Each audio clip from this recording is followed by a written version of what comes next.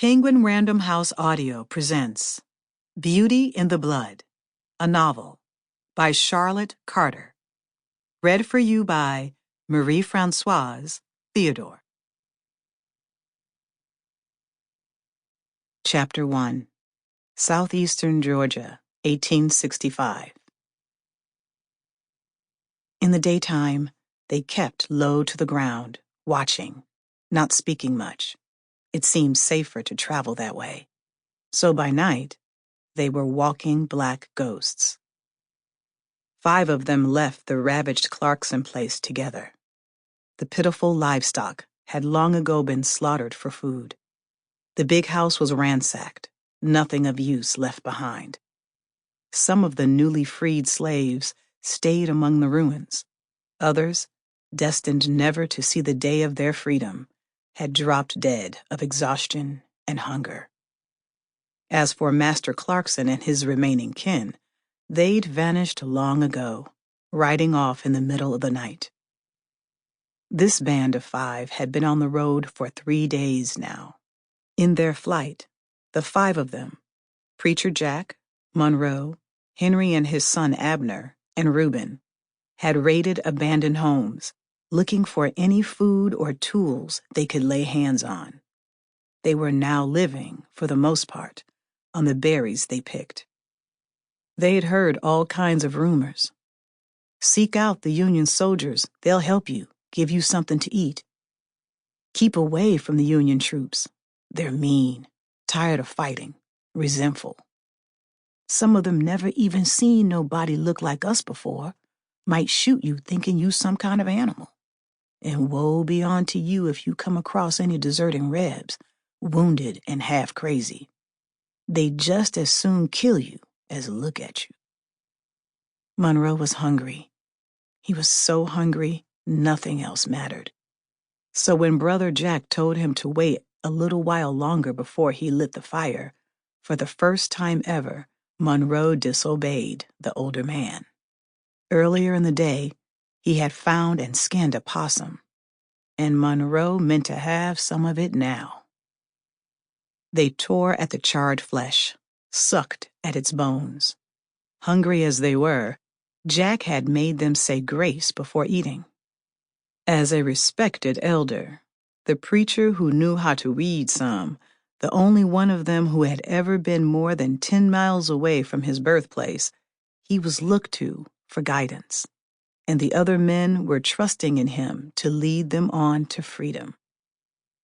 The important thing was to keep moving toward that freedom. Even though they didn't yet know where that was or how long it would take to get there, they figured they'd recognize it when they saw it. Like Jack had said 100 times, God wanted them to go into the wilderness, and God would help them find a way out. They were the children of the Israelites. The preacher was a big man, over 6 feet, and in his youth, long before Monroe was born, he had brought top dollar at auction. Clarkson, like his father-in-law before him, had worked Jack like the horse of a man that he was. Jack had been broken like a horse, too, branded, lashed, and near hobbled for trying to run away. But for a long time now, more mule than stallion, he had seen 8 of his children sold off. Monroe was his sister's grandchild. Jack was old now, and a long way from virile. He still had a voice like thunder, though.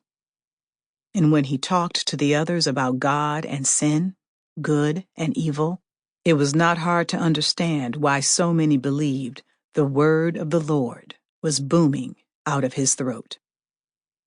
Henry took a careful swig from the water jar and passed it to young Abner. But the boy was asleep.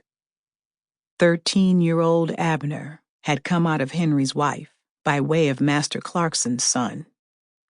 That made no difference to Henry. Abner was all he had left. His natural son had been sold long ago, and his and Ruth's little daughter had died of fever before she was 6 years old. The fire was out now. Henry shook Abner awake, and the band of men took to the trees.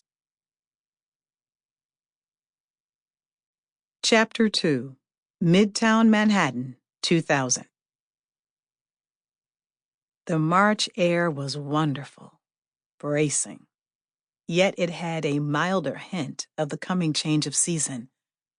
Sarah felt good in her coat. She turned into Bergdorf's and headed for the escalator. Halfway up, she felt a blow of terror, strong enough to buckle her knees. Between the teeth of the moving stairs, something animal was showing its filthy mouth. Whatever it was releasing a dank and suffocating odor. Against her will, she reached toward the thing, just for an instant. But a horrible sound from somewhere deep inside it made her pull back. She flew off the escalator and onto solid ground, struggling to keep herself from screaming. "Are you ill, miss?" The voice that came out of nowhere belonged to the young white man who caught her as she stumbled backward. That word, ill, hardly conveyed the panicky thumping in her chest. Ill. When a reeking, wet monster had just come after her? In Bergdorf's? Sarah pointed toward the escalator. The young man followed the movement of her hand with his eyes. "What?" "There's nothing there." He was right.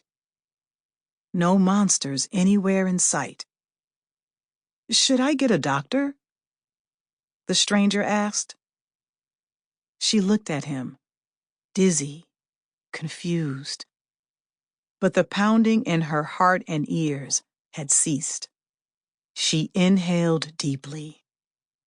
The foul odor was gone now. Nothing but the flowery scent that wafted up from the main floor. "I'm all right. Thank you." The whole thing had to be a carryover from some nightmare. Surely that explained it. She'd had a nightmare about some sort of reptilian monster, repressed it until now, and suddenly the creature from the dream scenario had come slithering into her waking mind. She took another deep breath. And another. There. That was better. Everything was all right now. In fact, she almost felt giddy. The first thing to catch her eye was a deep purple jacket with a cinched-in waist.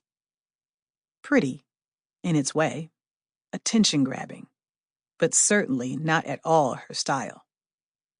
Yet she couldn't stop looking at it, and the more she looked, the easier it was to imagine herself wearing it. Sarah saw the red-haired saleswoman head in her direction. The new suit would have to be altered, but her two new sheer blouses were wrapped in tissue inside the lilac shopping bag swinging from her wrist. Her next stop was the cosmetics counter at Bendel's. The effectless saleswoman applied mascara to Sarah's eyes while enumerating the merits of the different shades of blush. When she suddenly paused and looked quizzically into her face, Sarah knew exactly why. The woman had just realized Sarah was black. It was the ivory cast to her skin that so often threw white people. Other black people seldom made the mistake. The saleswoman resumed the makeover. Sarah thanked her and then proceeded to buy a full complement of Chanel cosmetics and bath items. Her final stop was Saks, where she spent $800 on a marked-down pair of Jimmy Choos and then picked up a rust-colored silk bra, matching bikini panties, and an assortment of Swiss lace camisoles. Out on the street again, she doubled back toward the apartment, stopping to do more window shopping, striding confidently along the avenue. Sarah had never been much of a drinker, but standing outside the spacious bar, attached to the new hotel on 56th, She was suddenly aware of a strong desire for alcohol. Sample complete. Ready to continue?